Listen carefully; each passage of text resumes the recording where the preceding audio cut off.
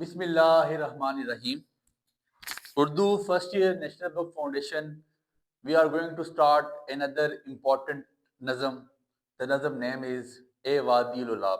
بہت امپورٹنٹ نظم اور کسی خاص مقصد کے لیے اس نظم کو ریکارڈ کیا جا رہا ہے.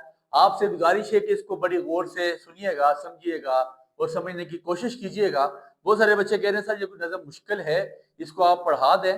میں نے سمجھا کہ یہ بڑی آسان نظم ہے, مجھے پڑھا دینی چاہیے. تو آئی ڈونٹ تھنک سو کہ اٹس مشکل آپ کے لیے کوئی پرابلمٹک تھنگ ہے یا چیز ہے, مشکل نہیں ہے. اس کا شاعر میرا پیارا شاعر, میرا قلندر لاہوری, جس کا نام علامہ ڈاکٹر علامہ محمد اقبال, جو سیالکوٹ میں پیدا ہوئے اور جس کا مکمل مدفن اور جس کی آخری آرامگاہ شیر لاہور, یہ جو لاہور سے محبت ہے, یہ کسی اور سے محبت ہے. تو میرا اقبال کہاں دفن ہے؟ لاہور میں. آپ نے پڑھا بادشاہی مسجد کے دروازے پہ, صدر دروازے پہ اقبال کا مزار. اور بڑی امپورٹنٹ نظم اے وادی الولاب. وادی الولاب بیسیکلی ایک انڈین آکوپائڈ کشمیر, جس کو ہم جموں کشمیر کہتے ہیں, اس کا ایک علاقہ ہے, ایک وادی ہے, حسن کی ایک وادی ہے, جو ضلع کپواڑہ کے علاقے میں سطح سمندر سے 1600 میٹر بلندی پہ واقع ہے. ایک بہت حسین وادی. چونکہ اقبال نیچر لور ہے, قلندر لاہوری, اقبال صوفی, اقبال درویش ہے. میرا ایک شعر جو میں نے اقبال کے قدموں میں بیٹھ کے لکھا, اور اقبال کی خاطر اقبال کے قدمین میں یہ شعر بیٹھ کے لکھا گیا تھا. شاعر لکھتا ہے کہ قلندروں میں ہے نام تیرا, ہے صوفیوں سا کلام تیرا, اقبال خاصوں میں خاص تم ہو, سخن شناسا دوام تم ہو. تو میرے اقبال سے مجھے بڑی محبت ہے, بڑا لگاؤ ہے. اقبال ایک خالی شاعر نہیں تھا. اگر آپ سوچیں تو وہ صوفی تھا, وہ درویش تھا, وہ قلندر تھا, اس کو قلندر لاہوری کا خطاب دیا گیا. اقبال نے اردو کی, میں یہ سمجھتا ہوں کہ غزل کی زمین میں, بنجر زمین پہ اقبال نے ایسے ایسے پودے پیدا کیے کہ جس نے غزل کو ایک خاص زندگی بخشی. تو یہ تو اقبال کا انٹروڈکشن ہو گیا. اب بات آتی ہے وادی الولاب, جس کے بارے میں اقبال نے لکھا. بڑی خوبصورت وادی ہے, اس کو اس سے بڑی محبت ہے. اب اس کا پہلا وہ شعر لکھتا ہے, پانی تیرے چشموں کا تڑپتا ہوا سیماب, مرغان سحر تیری فضاؤں میں ہے بیتاب, اے وادی لولاب. پانی تیرے چشموں کا تڑپتا ہوا سیماب. تشریح لکھنے کا طریقہ, شعر لکھیے گا, پھر اس کے بعد اگلا آپ نے جو ہیڈنگ دینی ہے حل لغت, جس کو ہم الفاظ مانی کے نام سے جانتے ہیں. پانی تیرے چشموں کا تڑپتا ہوا سیماب. سیماب کہا جاتا ہے پارا بیسیکلی کیا چیز ہوتی ہے جو مضطرب ہے, اضطراب بے چینی کی حالت میں. اقبال نے کہا ہے بیسیکلی جو چشمے ہیں نا وادی الولاب کے, وہ مضطرب ہیں, اس میں اضطراب پیدا, اس میں بے چینی ہے. مرغان سحر وہ پرندے جو صبح کے پرندے, یہ صبح مرغان سحر. اب دیکھیں نا, آپ کو میں مثال دیتا ہوں. صبح کے وقت آپ نے کبھی صبح ہونے کا منظر دیکھا ہے؟ ٹھیک ہے جی, صبح ہونے کا کبھی آپ منظر دیکھیں تو بہت سارے پرندے اللہ وحدہ لا شریک کی حمد و ثنا بیان کرتے ہیں. تو مرغان سحر بیسیکلی کہا جاتا ہے صبح کے پرندے, وہ پرندے جو صبح کے وقت میرے لا شریک کی حمد و ثنا بیان کرنے کی کوشش کرتے ہیں, کیونکہ میرے لا شریک کی شان وراء الورا ہے. اس کی شان ہم جیسے ناچیز تو بیان کر نہیں سکتے. وہ وحدہ لا شریک, وہ کل من علیہا فان کے بعد کبھی مالک, جس نے کہا کلو من علیہا فان وَيَبْقَى وَجْهُ رَبِّكَ ذُو الْجَلَالِ وَالْإِكْرَامِ. میرے اللہ کا فرمان کہ سب کچھ فنا کر دیا جائے گا اور صرف باقی رہے گا تو نام میرا. وَيَبْقَى وَجْهُ رَبِّكَ, اب کا بقا سے نکلا, ہمیشہ کے لیے رہے گا. وَجْهُ رَبِّكَ ذُو الْجَلَالِ وَالْإِكْرَامِ فَبِأَيِّ آلَاءِ رَبِّكُمَا تُكَذِّبَانِ. تم میرے لا شریک کی کون کون سی نعمتوں کو جھٹلاؤ گے. اچھا جی, بڑا پیارا شعر. سیماب کے معنی ہم نے لکھ لیا, اور پھر مرغان سحر تیری, پانی تیری چشموں کا تڑپتا ہوا سیماب, مرغان سحر تیری فضاؤں میں ہیں بیتاب بے چین. 3 الفاظ معنی ہم نے لکھ لیے, انف ہو گئے سر. اب اگلا کام ہم لکھنے جا رہے ہیں مفہوم. اگلی ہیڈنگ آپ نے لازمی ڈالنی ہے سر, مفہوم کی ہیڈنگ آپ نے لازمی دینی ہے. ہاں, آپ نے حوالہ متن دینا ہوگا یا آپ نے حوالہ نظم دینا ہے, تو حوالہ نظم اس سے پہلے آئے گا, جس میں نظم کا نام اور شاعر کا نام آتا ہے، نظم کا نام اے وادی لولاب، شاعر کا نام ڈاکٹر علامہ محمد اقبال، بریکٹ میں لکھیے گا قلندر لاہوری۔ ٹھیک ہو گیا؟ حل لغت سیماب پارا۔ اب اس میں اقبال کہنا کیا چاہتا ہے؟ کہتا ہے پانی تیرے چشموں کا تڑپتا ہوا سیماب، مرغان سحر تیری فضاؤں میں ہے بےتاب۔ اقبال کہتا ہے جیسے پارا سکون سے نہیں رہ سکتا، ایسے ہی وادی الاب کے جو چشمے ہیں وہ اضطراب میں ہیں، بے چین ہیں، بے چینی کی حالت میں ہیں، اور مرغان سحر تیری فضاؤں میں، اور جو صبح کے پرندے ہیں وہ بھی وادی الاب کی فضاؤں میں بے چین پھر رہے ہیں۔ اب اس میں اقبال بیسیکلی نوجوانوں کو جہاد کی طرف، نوجوانوں کو آزادی کی طرف لے کے آنا چاہتا ہے۔ اقبال کہتا ہے کہ نوجوانوں میں وہ جذبہ پیدا ہونا چاہیے جس سے وہ آزادی حاصل کر سکیں۔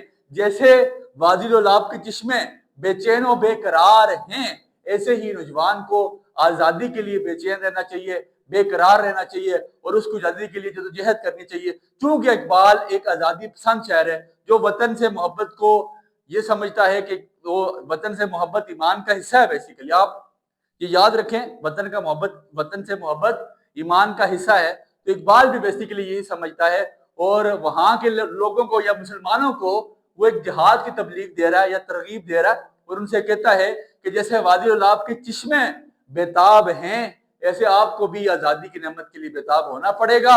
اور مرغان سحر کی طرح فضاؤں میں کرنے سے کیا مراد ہے کہ مرغان سحر جیسے ہمیشہ کام میں رہتے ہیں، اسی طرح آپ کو بھی محنت کرنی پڑے گی اور وطن کی خاطر آپ کو آزادی حاصل کرنی پڑے گی۔ اب چلتے ہیں ہم دوسرے شعر کی طرف۔ گر صاحب ہنگامہ نہ ہو ممبر و محراب، بڑا پیارا شعر۔ گر صاحب ہنگامہ نہ ہو ممبر و محراب، دی بندہ مومن کے لیے موت ہے یا خواب۔ بڑا پیارا شعر سر۔ گر صاحب ہنگامہ، صاحب ہنگامہ، ہنگامہ برپا کرنے والے، الفاظ نہیں لکھیے گا، ہنگامہ برپا کرنے لکھتا جاؤں گا تو پھر بہت دیر لگ جائے گی۔ گر صاحب ہنگامہ نہ ہو ممبر و محراب، دی بندہ ہے مومن کے لیے، دین نہیں، آپ دیکھیں پڑھنے کا طریقہ بھی سیکھیں۔ کوئی بھی اتنا بڑا اردو کا ٹیچر نہیں ہوں، میں ایک ناچیز، ایک عام سا شخص ہوں جس کو ٹوٹی پھوٹی اردو آتی ہے۔ تو ہم تو اقبال کی جوتیوں میں بیٹھنے والے لوگ ہیں، اقبال کی جوتیوں کی خاک ہماری آنکھوں کا سرما، تو ہمیں کیا پتہ اردو ہوتی کیا، لیکن کچھ کوشش کرتے ہیں، شاید اللہ میری آواز میں ایسی سوز، ایسی ساز پیدا کرے کہ آپ کے دل میں میری بات اتر جائے۔ اقبال نے کیا کہا؟ گر صاحب ہنگامہ نہ ہو ممبر و محراب، دی بندہ مومن کے لیے موت ہے یا خواب، اے وادی الولاب۔ صاحب ہنگامہ، ہنگامہ برپا کرنے والے یا انقلاب پیدا کرنے والے، ممبر و محراب، ممبر و محراب، ممبر کہا جاتا ہے جہاں پہ مولوی بیٹھ کے خطبہ دے رہا ہوتا ہے، جو آپ کے مولانا صاحب مسجدوں میں خطبہ دے رہے ہوتے ہیں نا، اس جگہ کو ہم ممبر کہتے ہیں۔ میری ذاتی رائے، آپ کو اس سے اختلاف ہو سکتا ہے۔ آج ممبر سے یا محراب سے اصلاحی باتیں نہیں آ رہی، ممبر و محراب سے آپ مسجدوں سے مولوی کم از کم اصلاحی باتیں نہیں کر رہا، جس سے ہمارا معاشرہ بگاڑ کی طرف بڑھا ہے۔ اگر ہم ممبر و محراب پہ دین کی اصلاح کی باتیں کریں، دین سکھانے کی باتیں کریں، تو ہم بہت آگے نکل جائیں گے۔ اگر ہم تمام امت کو یکجا کرنے کی باتیں کریں، کہاں سے؟ ممبر و محراب سے۔ تو ہم یکجا کر کے ایک مسلمان بن کے آگے جائیں گے، نہ اس سے کہ فلانا کافر، فلانا شیعہ کافر، تو سنی کافر، تو فلاں کافر۔ یہ کافر والی رٹ ہمیں چھوڑ دینی چاہیے۔ یہ میری ذاتی رائے، میں یہ سمجھتا ہوں کہ ہمارے ملا کو ایک ایسی بات کرنی چاہیے جو آپ کی اصلاح کی بات ہو، اور ملا کو سکھانا چاہیے، جہاد کی طرف ترغیب دینی چاہیے۔ اقبال بھی یہی کہتا ہے، دور نکل جاؤں گا، اقبال بھی یہی کہتا ہے گر صاحب ہنگامہ نہ ہو ممبر و محراب۔ اگر ممبر و محراب سے آپ کو جہاد کی ترغیب نہیں دی جاتی، اگر صاحب ہنگامہ نہ ہو ممبر و محراب، اگر ممبر و محراب کا مالک یا ممبر و محراب پہ بیٹھنے والا آپ کو جہاد کی ترغیب نہیں دے سکتا، دی بندہ ہے مومن کے لیے موت ہے یا خواب، تو پھر آپ کو وہ دین بھی نہیں سکھا سکتا، وہ اس کے لیے خواب ہے یا موت ہے، وہ آپ کو پھر دین سکھانے سے قاصر ہے۔ دو شعر ہمارے یہاں پہ مکمل ہو گئے۔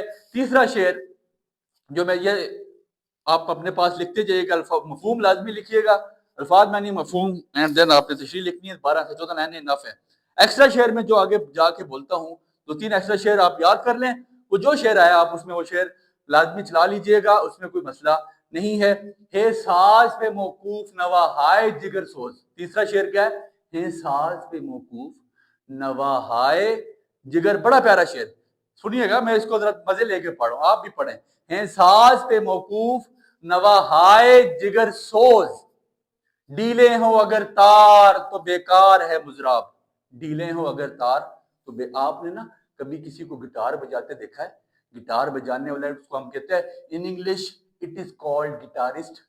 इन इंग्लिश हम उसको, ही इज कॉल्ड गिटारिस्ट, हम उसको गिटारिस्ट कहते हैं जो गिटार बजाता है। और आपने देखा होगा उसके पास एक छोटा सा इंस्ट्रूमेंट होता है जिससे वो गिटार की तारें बार बार टाइट कर रहा होता है, जिससे क्या होता है जब गिटारिस्ट गिटार बजाता है, तारें टाइट हो ना तो आवाज ज्यादा अच्छी पैदा होती है, अच्छी धुन बनती है, अच्छे साज बनते हैं।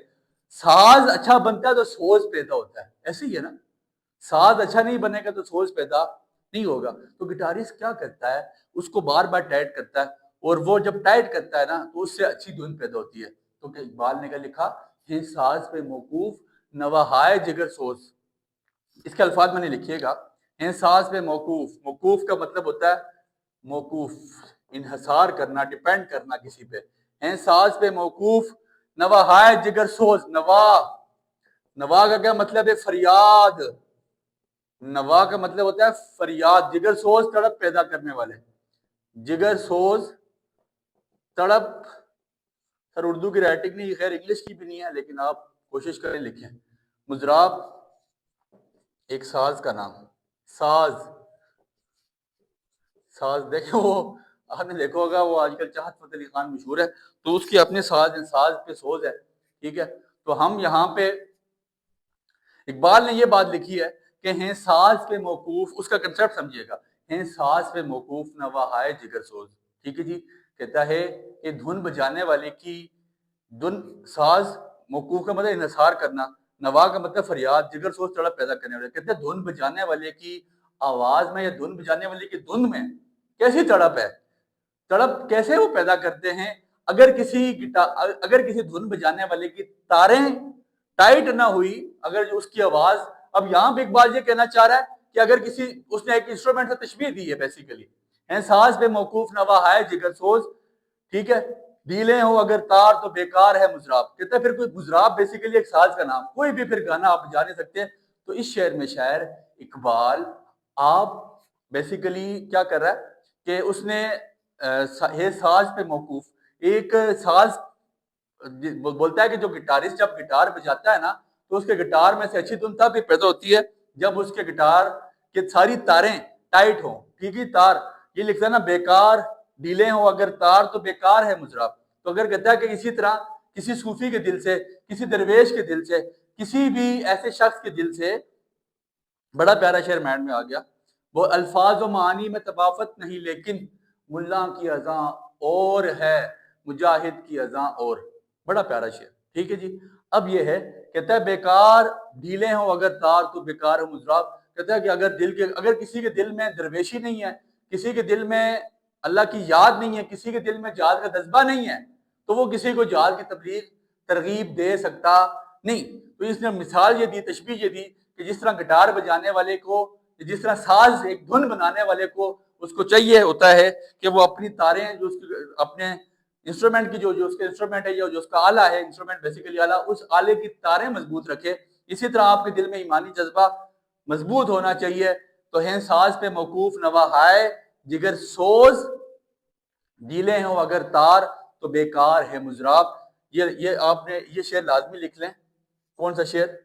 अल्फाजो मानी में, अल्फाजो मानी में तफावत, फर्क, तफावत नहीं लेकिन अल्फाजो मानी में तफावत, तफावत का मतलब फर्क। मुल्ला की अज़ा, मुल्ला की अज़ा और है मुजाहिद की अज़ा, मुजाहिद की अज़ा और। मेरे इकबाल का एक बड़ा प्यारा शेर, एक ये तो मेरे इकबाल का शेर है, एक मैंने अपना शेर, हम जान निसारे वतन,